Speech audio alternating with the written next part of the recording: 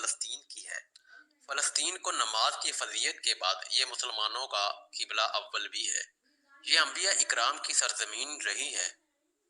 ناظرین، حضرت ابراہیم علیہ السلام نے فلسطین کی طرف ہجرت فرمائی۔ حضرت موسیٰ علیہ السلام نے اپنے ساتھیوں سے اسی ملک میں یہ کہا تھا کہ اس مقدس علاقے میں جاؤ، اس لیے کہ یہ انبیاء اکرام کی سرزمین ہے۔ اللہ تعالیٰ نے حضرت لوط علیہ السلام کو اس عذاب سے نجات دی جو ان کی قوم پر اسی جگہ نازل ہوا تھا۔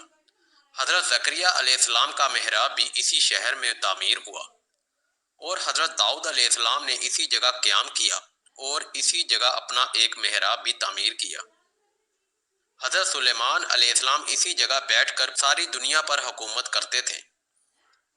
فلسطین یہی وہ جگہ ہے جہاں پر معجزات وقوع پذیر ہوئے، جہاں کنواری حضرت بی بی مریم رضی اللہ تعالیٰ عنہا کے بطن سے حضرت عیسیٰ علیہ السلام کی پیدائش ہوئی۔ جب حضرت عیسیٰ علیہ السلام کو ان کی قوم نے قتل کرنے کا ارادہ کیا تو اللہ تعالیٰ نے حضرت عیسیٰ علیہ السلام کو اسی پاک جگہ سے آپ کو زندہ اٹھا لیا۔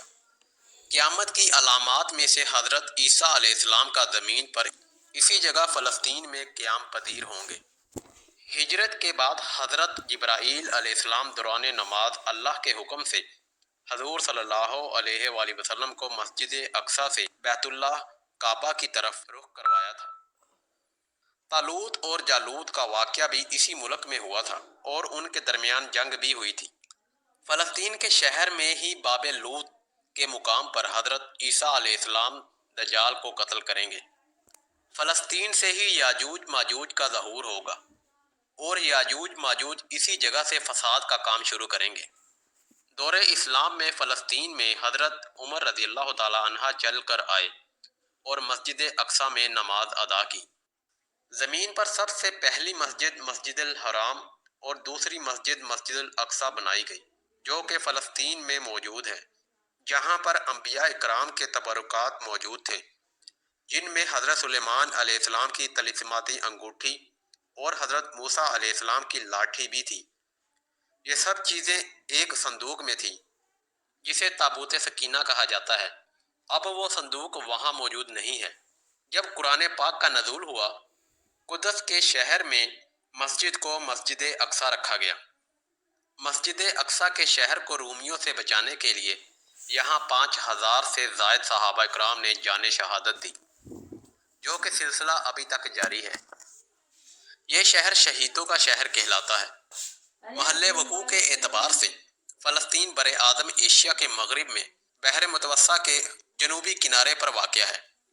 اس علاقے کو مشرقی وسطیٰ بھی کہا جاتا ہے۔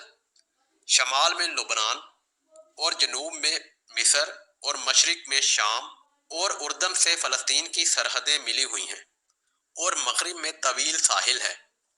فلسطین کا رقبہ غزہ سمیت 28,000 کلومیٹر پر مشتمل ہے۔ پاک گھر امت مسلمہ کا قبلہ اول یروشلم اور اس کی عبادت گاہ، جس کی بنیاد حضرت داؤد علیہ السلام نے رکھی اور تکمیل حضرت سلیمان علیہ السلام نے کی۔ عام طور پر شہر یروشلم کو بھی بیت المقدس ہی کہا جاتا ہے۔ یہ ان شہروں میں سے ایک ہے جنہیں نوح انسانی عزت و احترام کی نگاہ سے دیکھتی ہے، جس کا ذرہ ذرہ مقدس ہے۔ اکثر انبیاء اسی شہر میں مبعوث ہوئے۔ یہ شہر مسلمانوں، عیسائیوں اور یہودیوں کے لیے یکساں متبرک ہے۔ ان حضور صلی اللہ علیہ وآلہ وسلم ہجرت کے بعد صحابہ اکرام کو ساتھ لے کر 17 ماہ تک اسی طرف رخ کر کے نماز پڑھتے رہے۔ جب آپ صلی اللہ علیہ وآلہ وسلم معراج کے لیے گئے تو یہی مقام آپ صلی اللہ علیہ وآلہ وسلم کی پہلی منزل بنا۔